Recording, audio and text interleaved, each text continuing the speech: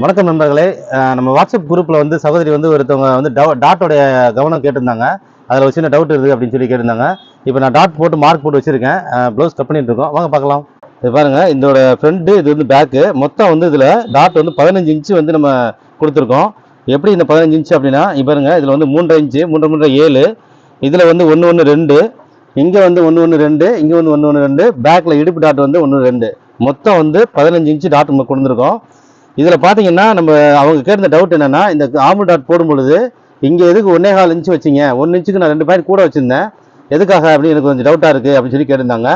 எதனால அப்படி நம்ம 1.25 இன்ச்சு வச்சோம் அப்படின்னா, இப்போ நம்ம இதில் கூட இங்கே வைக்கும்போது 3.5, கீழே வைக்கும்போது அதிகமாக காமிக்கும். ஏன்னா இது வந்து கிராஸ் ஆகிறதுனால.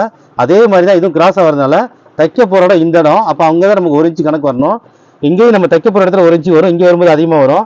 அப்போ அந்த கணக்கில் தான் நம்ம வந்து அங்கே ஒரு 2 பாயிண்ட் கூட வச்சுருந்தோம். பெரிய டாட்டா வரும்போது மட்டும் இதை நம்ம கவனிச்சுக்கிட்டா ஓகே.